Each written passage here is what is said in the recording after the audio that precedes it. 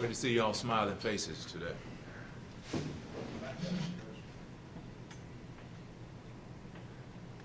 With Mason Gentry out, you had several other interior guys. What separated Ono Davis that got him the nod, at least on the first round? Well, he initially did a good job in the scrimmages, in limited opportunities, making plays. You know, there was one scrimmage where he made nearly every tackle, and Coach Wyatt has watched his development over the course of fall camp, and we just couldn't keep him out of there. Which I always say about the big guys, you got to have a rotation with them anyway.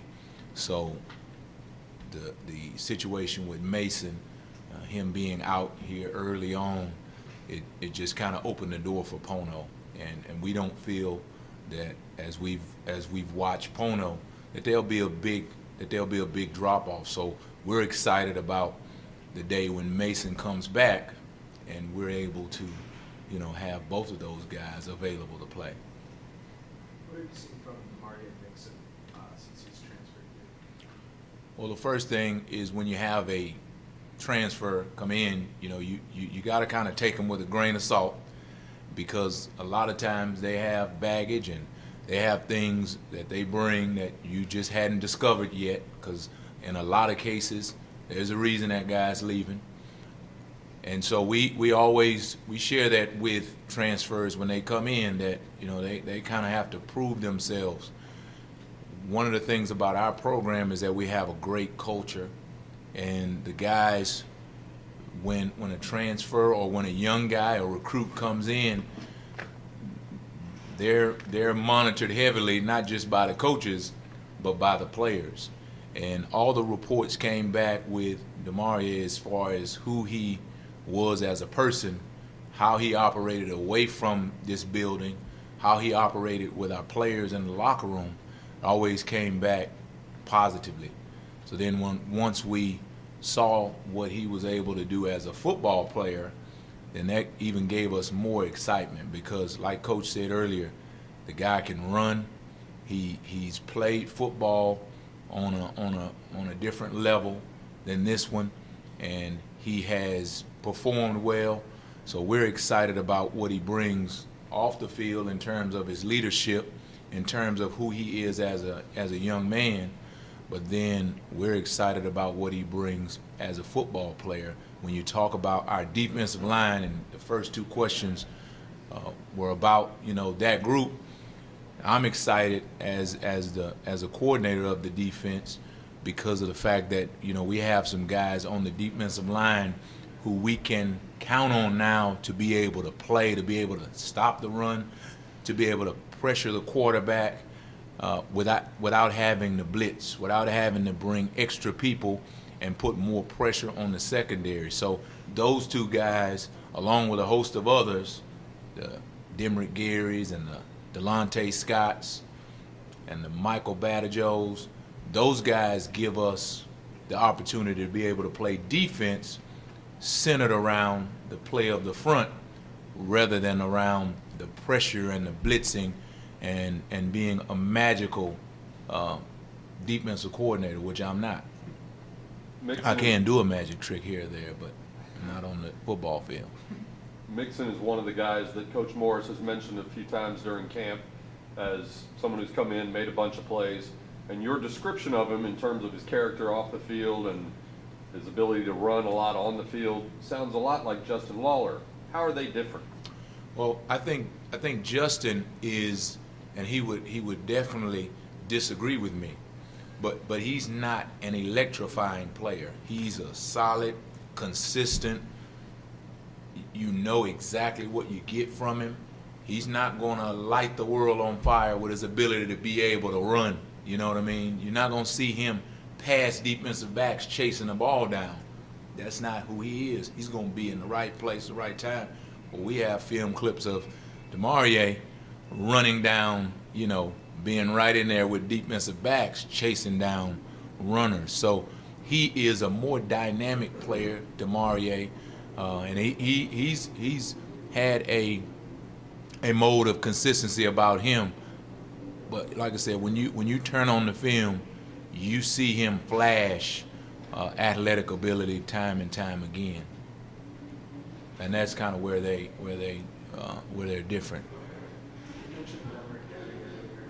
He's exactly after a very good true freshman season last year, but it looks like he's added a lot of really good weight, and he looks like a different person. What have you seen from him? How has he grown since this time last year? Well, the biggest thing with Demrick is that we saw that he had the skill to be able to play inside. And, we just have not ever had the mass that Mason Gentry possesses. So, when you have Demrick as a true freshman, we always like to say when you go inside, they turn the radio up a little loud inside. And we just had a little bit of hesitancy about putting him in there as a true freshman. But as he's gained weight, like you talked about, as he's developed within the system, he makes plays outside or inside, and he actually gives us a lot more flexibility when we go to our 3-down front because of the fact that he's played on the edge. He's done that before, and like he's gotten stronger. He's gained weight, so he really gives us something else to complement the other guys that we've talked about. When you look at your linebackers, Jordan Williams is a guy that you've talked about for a couple of years as a guy who's going to be pretty good. Now he's in your starting lineup. What do you like about Jordan? Well, he's a smart player, and like you said, he's had some opportunities to play over the years. He just never been able to stay healthy, and that's been a big obstacle for him.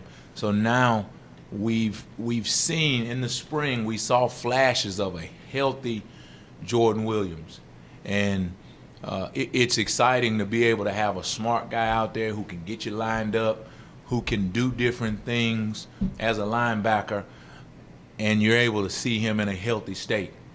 He's played some games, but many of those times it's been battling injuries, and you're just kind of throwing him out there because you had to have him. So we're excited to have him in this place. I think our strength staff, they've done a great job, and they do a great job of trying to keep our guys in a place where we can maximize their abilities by keeping them fresh and by having them trained properly. And that's going to be important for Jordan. So we're excited about him, like I said, because of who he is as a football player, the way he prepares, how smart he is. And we're looking for really a big season from him. You have 3 sophomores starting in your defensive backfield. With that relative youth, do you expect some growing pains there, or do you think that these guys are ready to go? I think my wife is calling me. Anytime you play with young guys, and we've been in the place where we've had to play with first-time guys. Anytime you're playing with young guys, now a guy who's a sophomore, a redshirt freshman, he's seen it, right? He's seen it. But there'll be growing pains as we go through, especially in the secondary, because what offenses do is they continually challenge their eyes. And if guys are not seated properly with their eyes, with their keys, then there's a potential right there for a big play. Because, when we talked earlier about the defensive front, or if Demrick Gary misses a play, misses a tackle, jumps out of his gap, we got Anthony Roan standing right there to make up for it. Or if Rodney Clemens makes a mistake, any kind of mistake, having a backup plan for him, it gets to be very difficult. So we're going to rely on those guys to be efficient with their calls, getting us lined up, but also to be efficient with their eyes and their keys to make sure that we don't put ourselves as a defense in a position to give up a big play. And that was really toward the end of the season, that was something that we struggled with, And as you play, like I said, as you play more and more young guys, then that's where you put your defense and your entire team, honestly, at threat when they have to, make those calls.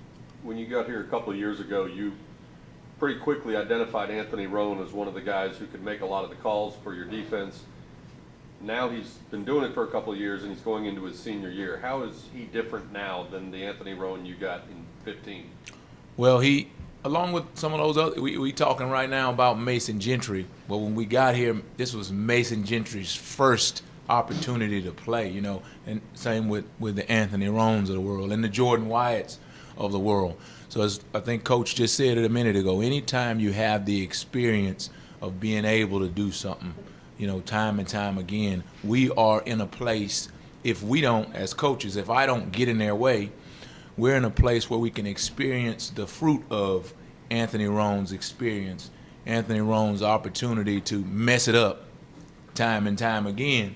And now he's in a place where, because he's experienced, he can get it right. So I'm excited about him. He again is not an electrifying player. You know, he's no Archie McDaniel, his coach, right? But he is a solid player. He is a guy who can get us lined up right. Sometimes it doesn't look pretty, but he's making the proper calls. He has the respect of his teammates in such a way that when he makes a call, they listen to him and they follow his lead down the road. So we're excited about that. Would he agree with that assessment that he's no Archie McDaniel? Well, he would believe that he's more athletic than his coach. My 11-year-old would say that, but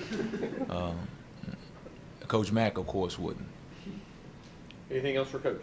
Kyron Mitchell is a guy who last year you talked about as having some of those intangibles that, I don't remember exactly how you phrased it, something about Water moccasin, bona fide player, yeah. Excuse me? Yeah. Water moccasin? Yeah. No, Kyron is one of our most productive players. When you evaluate time and time, practice and in games, he continually is one of the more productive players. He's very instinctive, and he does things. Coach Mack always says he does things that you don't even have to coach, and so he's one of those guys that I talk about DeMaurier and being dynamic. And there's plays where you think as a coach, how did he do that? Kyron continually makes those plays. Sometimes it goes against the technique, but he's on the play. He's making the play, you know. And that's kind of what he brings, and that's what he's always shown us to be as a player. And now even more experience, like we talked about some of these other guys, even more experience is going to, we feel, giving them the opportunity to be able to make more of those kinds of plays. Jordan Wyatt came on last year and made a lot of plays for you. Are you the type of coach who would ask him to follow a clear-cut number one receiver, or will he always stay on one side? Well, there's sometimes situations where we can do that. Most of the times when you play offenses, they put the clear-cut best receiver in the position where we have Jordan the line anyway, which is most often to the boundary. So we don't necessarily run our corners across the field, but if we get into the situation where we would have to do that, we have every confidence that he will be able to do it.